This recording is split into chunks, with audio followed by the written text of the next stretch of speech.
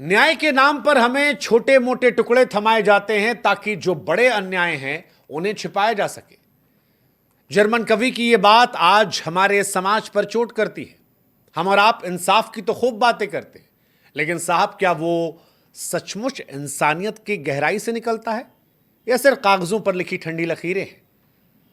आज कचहरी में हम आपको एक ऐसी कहानी सुनाएंगे जो न सिर्फ कानून की किताबों को खोलती है बल्कि इंसानी दिलों को भी झकझोर कर रख देती है।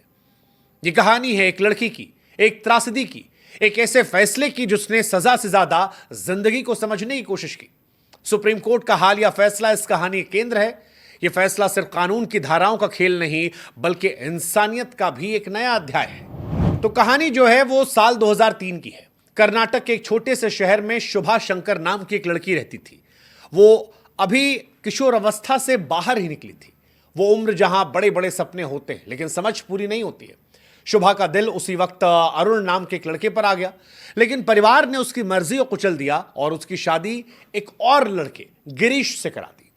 अब गिरीश शुभा को पसंद नहीं था, यह शादी शुभा को पसंद नहीं थी। दबाव में बंधी यह शादी उसके लिए जेल बन गई। फिर एक दिन शुभा ने ऐसा कदम उठाया जिसने सब कुछ बदल कर रख दिया। उसने अपने प्रेमी अरुण और दो दोस्त दिनकर और वेंकटेश के साथ मिलकर अपने पति गिरीश की हत्या कर दी। यह एक जघन्य अपराध था।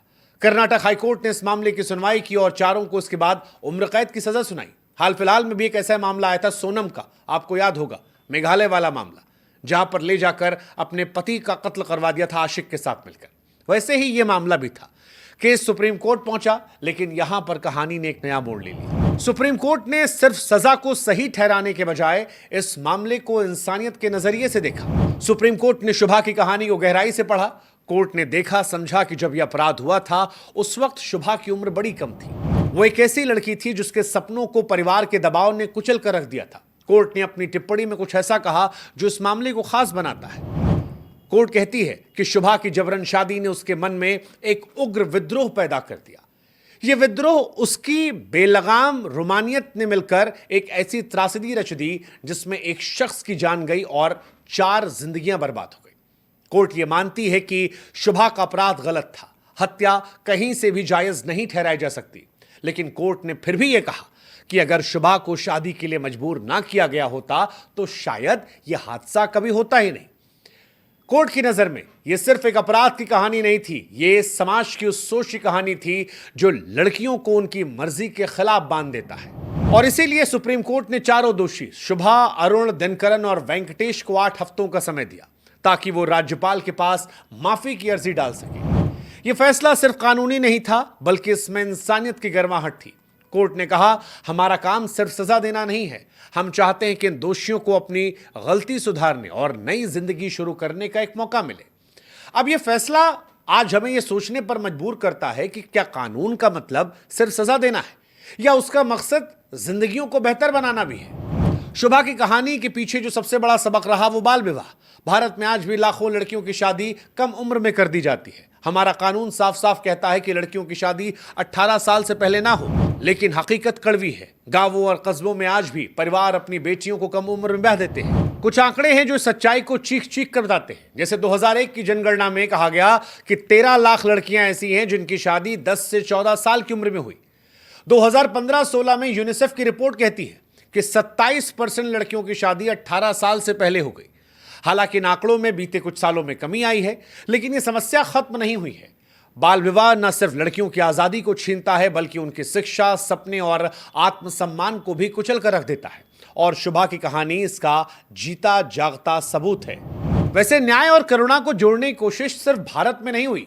दक्षिण अफ्रीका में भी नेल्सन मंडेला ने नस्लीय अपराधों को सुलझाने के लिए सुलह कोर्ट बनाई थी। इन कोर्ट्स का मकसद था सजा से ज्यादा समाज में समझ और शांति लाना।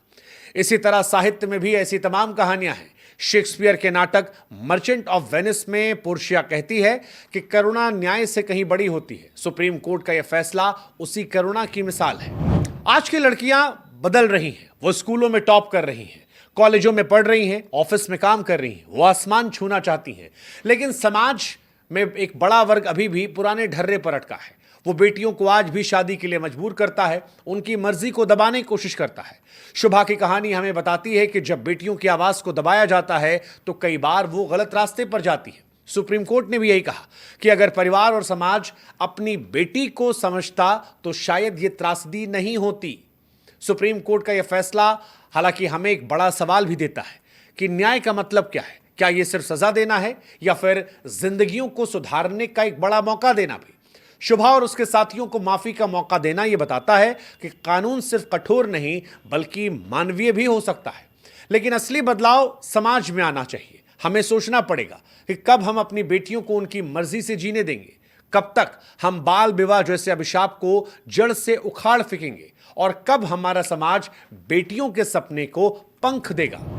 शुभा की कहानी दुखद है, लेकिन सुप्रीम कोर्ट का फैसला उम्मीद जगाता है। यह फैसला हमें बताता है कि कानून सिर्फ सजा देने के लिए नहीं बल्कि इंसानियत को जिंदा रखने के लिए भी है। शुभा और उसके साथियों को मिला माफी का मौका, शायद उन्हें एक नई जिंदगी देते। लेकिन बड़ा सवाल जो है वो यही कि हमारा समाज आखिर बदले कब। यह कहानी सिर्फ शुभा की नहीं है बल्कि हर उस लड़की की है जो अपने सपनों को जीना चाहती है और समाज को लेकर भी। आइए हम और आप मिलकर एक ऐसे समाज की नींव रखें जहां पर बेटियां आजादी से सांस लें, अपने फैसले खुद से लें और ऐसी त्रासदियों को अब इतिहास का हिस्सा बनाएं ताकि और कोई शुभा और कोई ऐसी कहानी हमारे सामने ना आए।